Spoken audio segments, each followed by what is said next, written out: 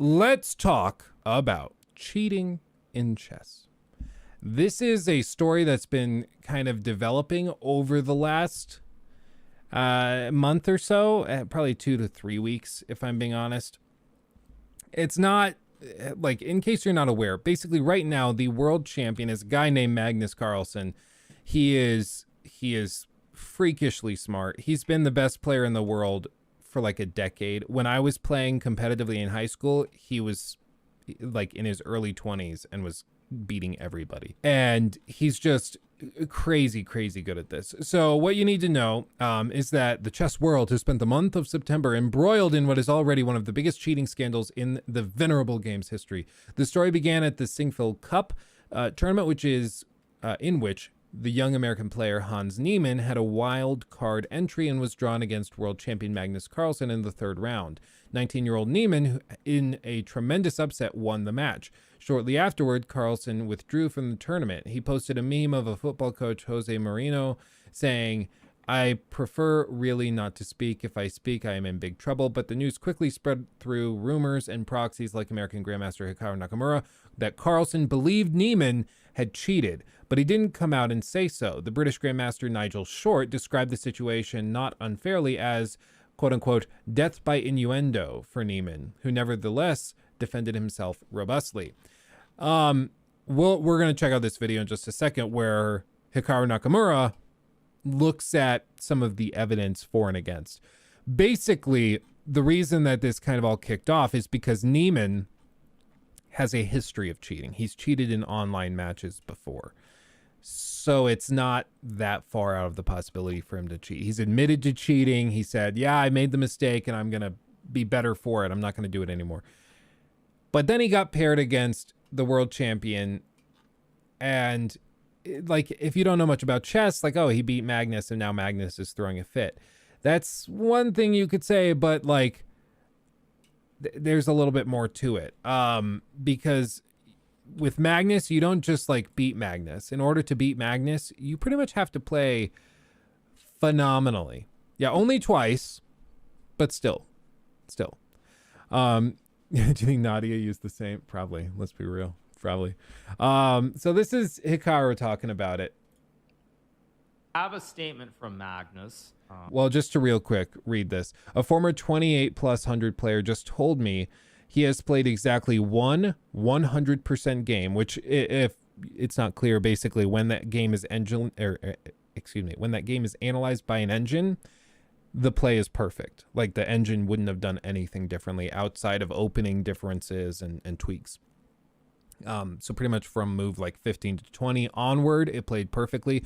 He's only ever played one 100% game. In 2800, you were in the top like 10 or 15 people on the planet for chess. Okay. So the top 10, 15 people on the planet, people of that caliber, this guy says he's only ever had one 100% game, one 97% game, a few games that were 85% plus, but that's it.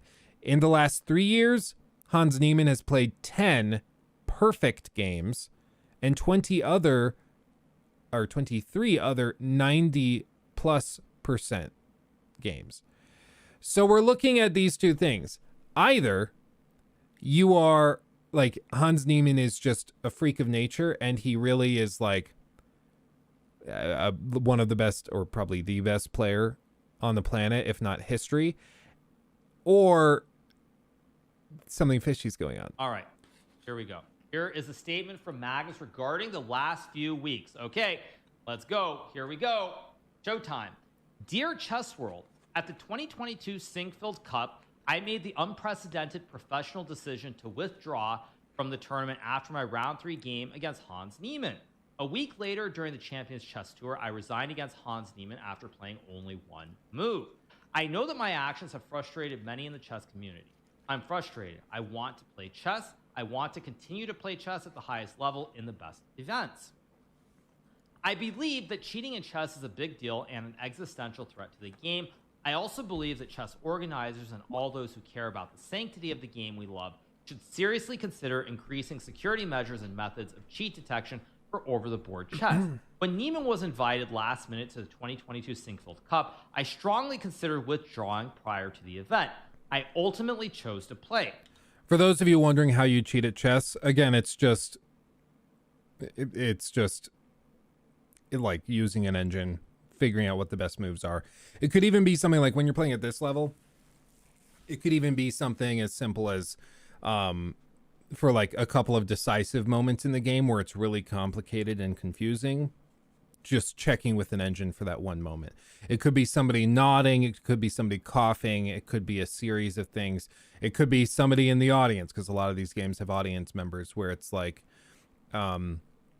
you create a communication system where, you know, even something, there was one case at a tournament I went to where they caught somebody cheating because somebody would come by, basically the coach of the kid would come by and see the game, and he would stand like this, and then he would move his hands in a very specific way, and it was like a code. Like, people go hardcore with this stuff. Yeah, like the cougher in Who Wants to Be a Millionaire. Exactly. Yeah, he speaks the possibilities and then they cough at the right one. Little stuff like that. And when you think like, come on, guys, it's a game of chess. What's the big deal? It's because these people are playing for sometimes hundreds of thousands of dollars in prize money. This isn't chump change. Like, this is very competitive. You know, it happens. And again, Niemann has cheated before, which is why people are like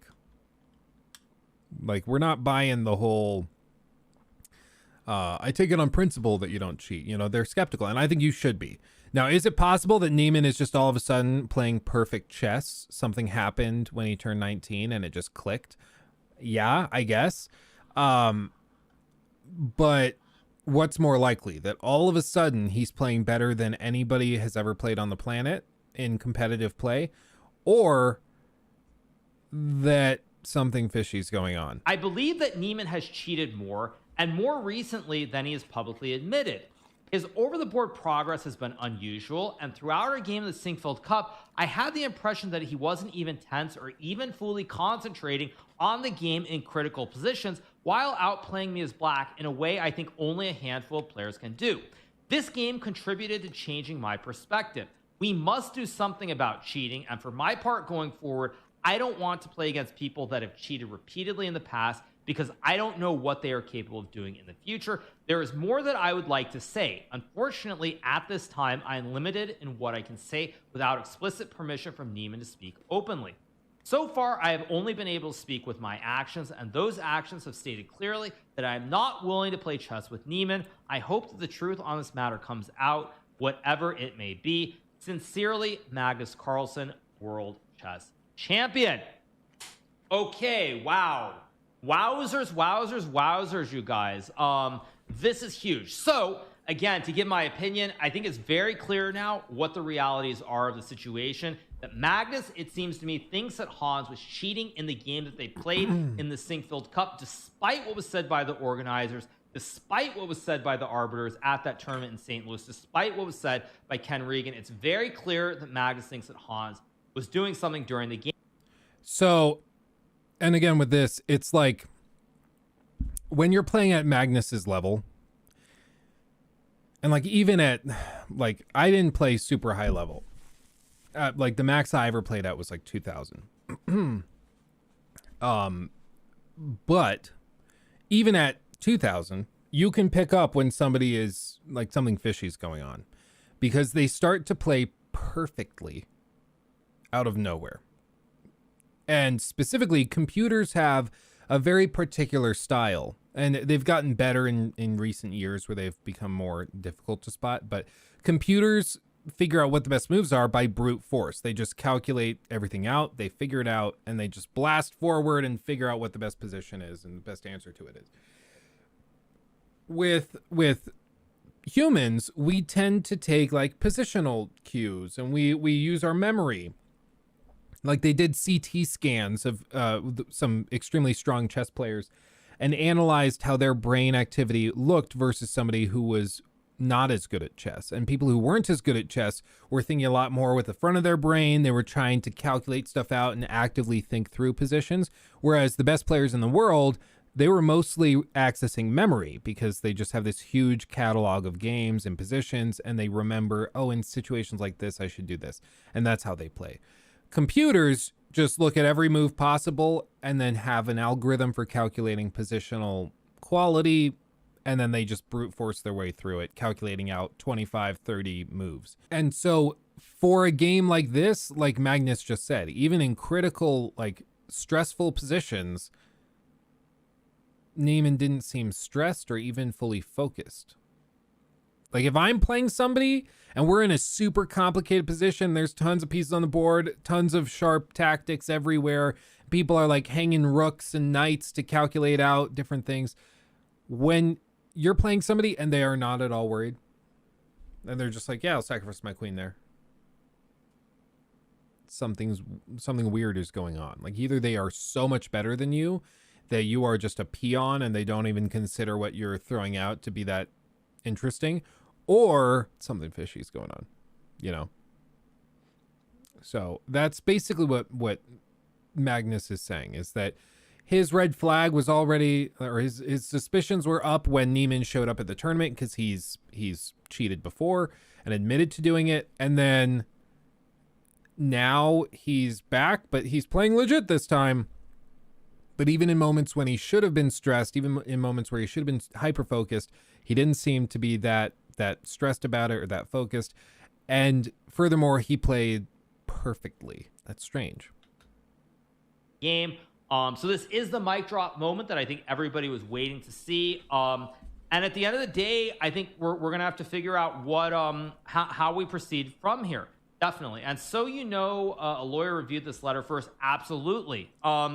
Absolutely, a lawyer looked at this first. So exactly what Hikaru said the entire time.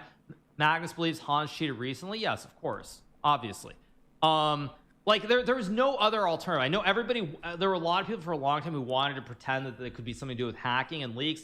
Very clearly, did not have anything to do with that. I would also say it's also extremely clear from this letter that Magnus has put out that essentially Hans. I think it's basically what it sounds like is Magnus has something, who knows what he has, but in order for him to release it, I'm guessing Hans has to say like, okay, I won't sue you or I won't do anything of that nature is my read. That has to be what is going on here. And so Hans has to, I guess, like it feels like the ball is very clearly in Hans's court now. He has two people who are basically saying, you gotta give us permission to say stuff without any legal repercussions. If you do that, then everything comes out into the open. It seems very, very clear that when chess.com put out their statement in regards to the online stuff, that they basically said they had presented Hans with something, and if Hans was willing to discuss it publicly, they could. If he wasn't, they could not, is what it sounded like. And Magnus sounds like the same thing, where Magnus is essentially saying, if Hans basically says, I'm not going to sue you, or I'm not going to do any legal action, or I won't take any legal action, then Magnus will come out with everything he has. So it feels like the ball is very clearly in Hans's court right now. Now, I don't know, man. I don't know, man. It's really weird. Like here, I think he pulls up the game, and he can explain it better than start to become smarter and smarter about it. Any of us could. All right, let's take one more look. We're gonna look at the Magnus game now. This is the one last game that I want to do. Control V, and let's do analysis. Yeah. So first things first. Hans Niemann 2688, Magnus 2861. Already huge discrepancy. Okay, like maybe he did get lucky and he just won. Another weird thing, he is playing black. That's also weird because that doesn't just happen. Anyway, so he's playing as black. On these high levels, like if you're really good at white, you either win or you draw. Like it's not that easy to win as black. And I know it seems weird, like no way it makes that big of a difference. Like, yeah, when you're playing on this level, getting to move first has that big of an impact. Check. One more. Again, I'm not going to look at a document right now, but yeah, let's take one more look. It's not going to be 100%. It'll just be crucial moments. Yeah, I mean, this is yeah, it's all scary. It's all scary. No, I'm not going to look at online games because there's a general understanding that when you talk about over the board versus online, online is a much lower threshold for something to happen. Much lower threshold. We still don't have enough data from 20 randomly selected games. I mean, you can say that, but someone literally looked at all his games. They're like, there are 100 plus games over the board in that Google spreadsheet. This is not 20 games. This is like 100 games plus. I mean, it's not 20 games. 70 is phenomenal. True. 70 is very good. Yeah. And actually, and to be fair, I was only finding like the games that I thought I played my best at, or games that I thought Fabiano played his best. So when you see the high numbers that correlate, those are like our absolute best games, to be fair. Yeah, it's not 20 games. They looked at all of Hans's over the board games from 2019 to 2022. And out of all those games, he's playing way better than somebody his rating should be able to play. I mean, it's the same thing like when you like Nadia, we go back to Nadia. Like Nadia have it like going and snapping onto people and making these incredible plays, amazing snipes and great, game IQ and awareness. We see that and we're like, okay, so maybe she is just really good at the game. And then you see her live where she couldn't possibly cheat, and all of a sudden her talent level plummets. And you're like, okay, so either she's doing like 40 chess and she's trolling the trolls by purposely playing bad, which she hasn't claimed to have done, by the way. She insists that she didn't play any differently. But like maybe that's it, or she just had an off day, maybe, who knows. But when you play at this level, and then sometimes down here, that's weird. That's weird. When you're just really good and you're playing legit, usually you play within like this range. Some days you have a bad day down here at the bottom. Some days you have a really good day up here at the top, but you're still in that wiggle room. Like you're still there. With this, like the difference between Hans Niemann's play apparently has been up here, like literally off the chart, beating Magnus with black pieces. And then he plays down here other times. And that's why people's like red flags are starting to wave. People are getting suspicious. Yeah, who knew chess had so much drama for real? I'm just as surprised. There was like nothing that happened in the chess world for like 5 years, and then this started popping off, and now everything's crazy. Okay, so what do we have? 43%, 71. Again, Magnus played. I actually know what I would wonder. I wonder if someone did analysis of all of Magnus's games over the past 3 years over the board. I bet you that this is the worst that he's played in any game since 2019. And again, someone will probably go and do the research on it, but I'm gonna bet you this is the worst that Magnus has played in any game. I would probably bet somebody money that this is. I'm gonna bet money that this is probably the this is probably the worst game. Yeah, it's unusual. Okay, just that though. 3 years. This, like most players, you and me, this would be at like 10 to 15%. Like in Maiden 5, yeah, we got the moves right, but for everything else, we got like the second recommended option and the third recommended option. Maybe occasionally we got lucky, but not very common.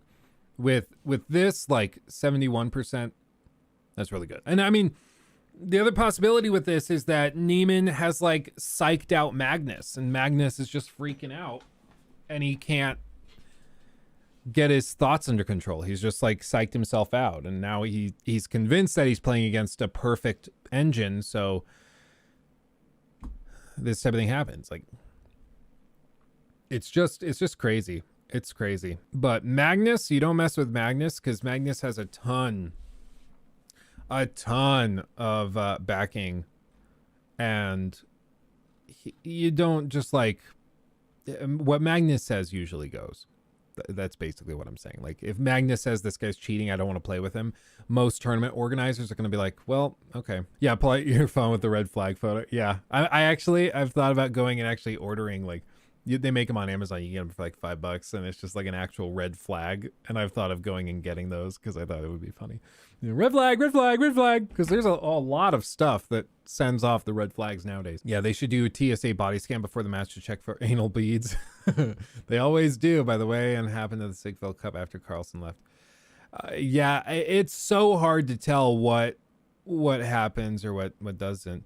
Best comment I read so far was the suggestion to analyze games from your POV and giving your info on it when a super GM would actually check an engine for help. I feel at your level, you could really, or be really sneaky with it. So I'd be interested in that.